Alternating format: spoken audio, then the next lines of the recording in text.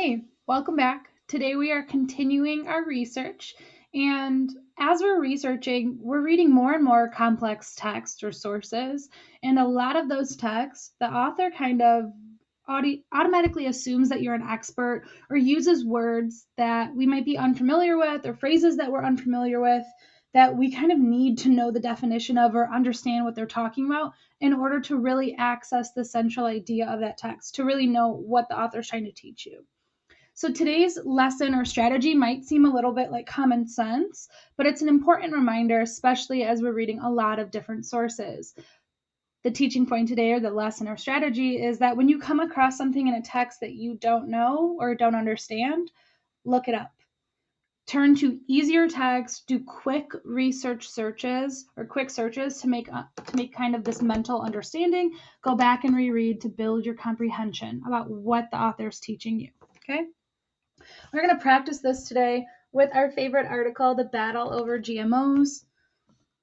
So, as I'm reading, if you notice something that might be a tricky part, right? A word, phrase, reference that you are unfamiliar with, we'll pause and do some quick research to find that understanding, okay?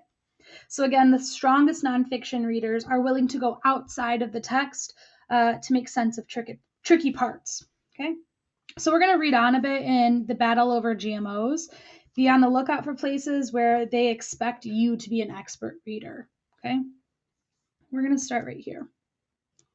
The first GMO, a tomato that ripened without softening, was sold in the U.S. in 1994. So far, so good. We know about this from our last lesson where we learned about the Flavor Saver tomato. We watched that video about it, or at least I did because my screencasting wasn't working. And we learned a little bit about that. So I already have that background knowledge. Excellent. Let's keep going. It was later taken off the market. In 1996, soybeans and corn that resist herbicides and kill pests were introduced. Both crops proved immediately popular with farmers. Today, 94% of soybeans and 93% of corn planted in the US is genetically altered, and most of it ends up in processed foods.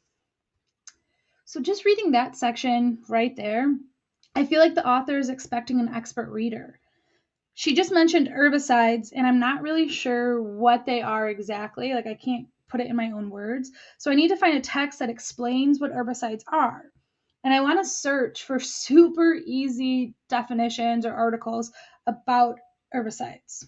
So we do real life skills by Googling it, right?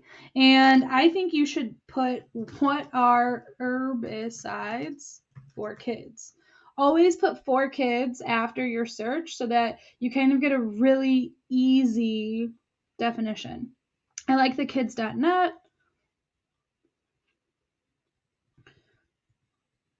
An herbicide is a pesticide used to kill unwanted plants. Selective herbicides kill certain targets while leaving the desired crop relatively unharmed.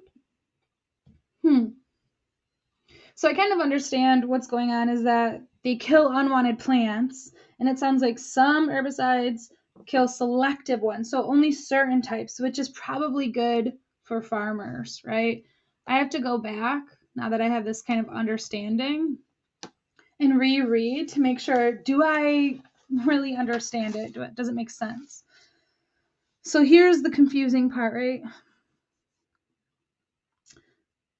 In 1996, soybeans and corn that resist herbicides and kill pests were introduced.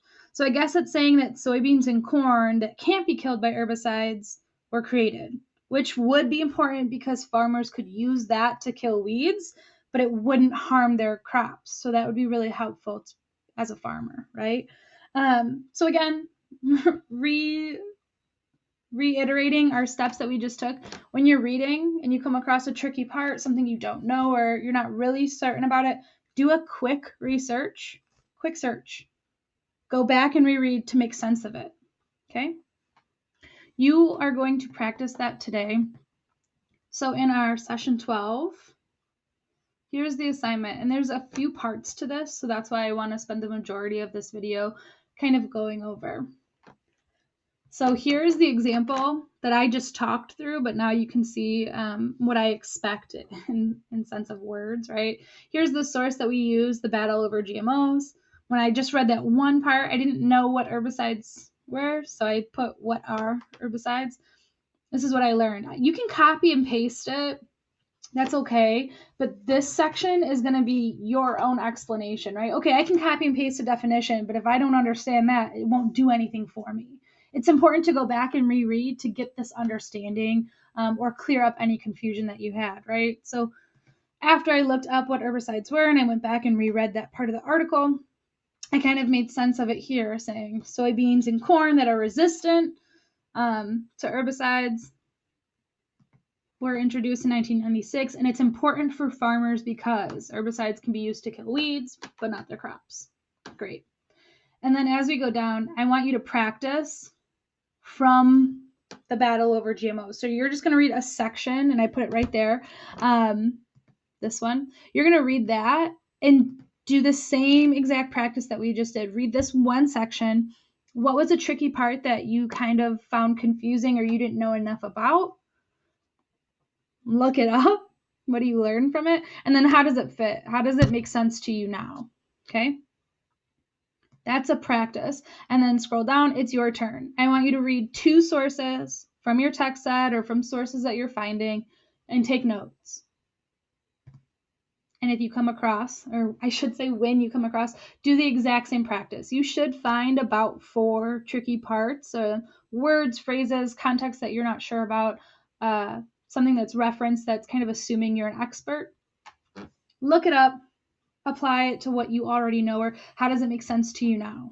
Okay, this is your assignment today. Make sure you do the practice, make sure you do 2 sources, take notes on them, and then identify tricky parts. You can do this in whatever order you want. If you have any questions or concerns, please feel free to reach out and email me. All right, I'll talk to you soon. Bye.